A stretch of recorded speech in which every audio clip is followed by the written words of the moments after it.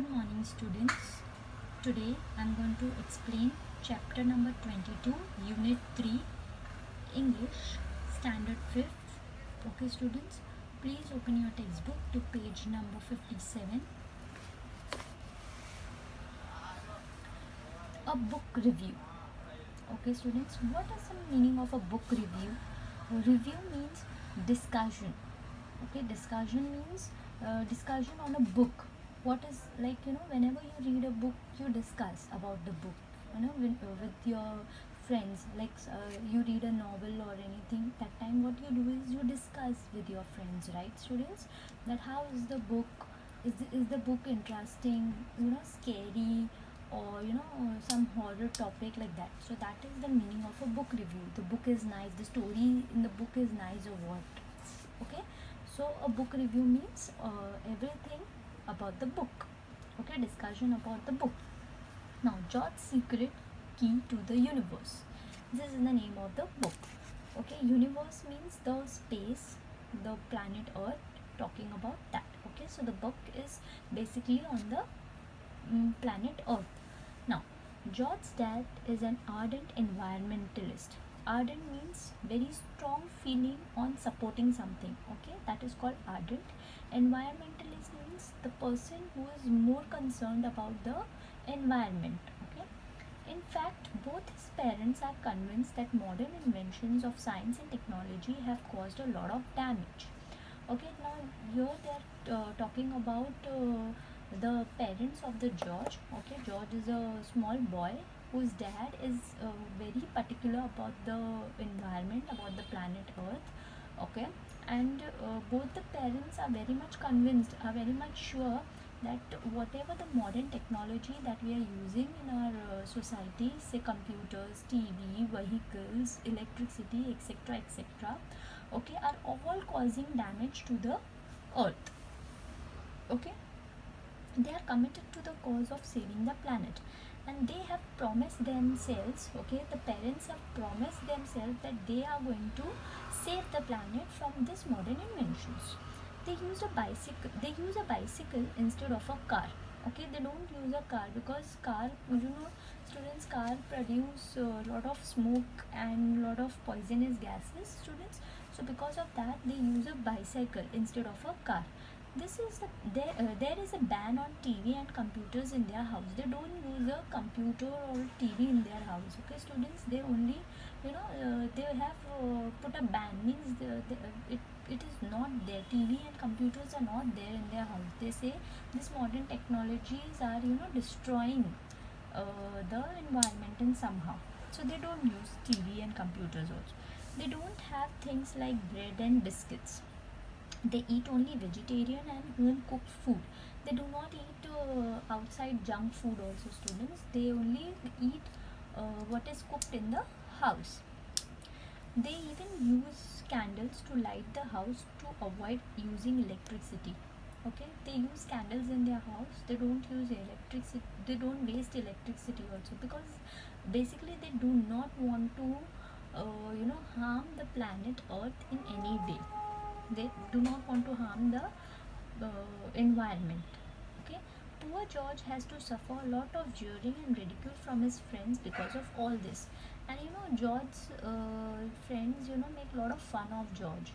See, if somebody's parents do not use TV and computers, how we make fun of that kid? Na, you're poor or what? You don't have TV, you don't have computer in your house, and so on and so. So George's friends used to make fun of him. Actually, George doesn't think that either the TV or the computer is a bad thing. Even George used to think that TV and computer is not a bad thing. He has tried to tell his parents that it's possible to save the earth using the computers and the internet. He was trying, to tell his parents that using a computer or an internet will not harm the environment in any ways. But no, in their house there can't be any discussion on that issue. But the parents were so much convinced and so much, particularly, stick on their decision that they will not have any such discussion also regarding this in their house. George always likes to know why, but who is to answer his questions. His parents think that he is still too young to understand global issues. George was very much, very much eager to know why the parents were reacting in such way. Why in this modern world they do not want me to get involved into the modern technologies. He was very much eager to know all these questions. Every day he was asking himself, but there was nobody to explain him that why the parents were not allowing him to use these technologies. He was and the parents used to think that he's too young, he's very small to know all these global issues. One day, however, George unexpectedly acquires a new friend and next door neighbor, Annie. Annie's father, Eric, is a brilliant scientist and ever willing to answer all of George's questions. So one day, George, with his friend was discussing the next door neighbor. Annie was George's friend, who was living there next door. Next door means the neighbors live in your surrounding. So Annie was the next door neighbor. His father, Annie's father was an brilliant scientist. Eric, his name was, and he was a brilliant scientist. Scientist means you all know what is a scientist, and ever willing to answer all George questions. And he was very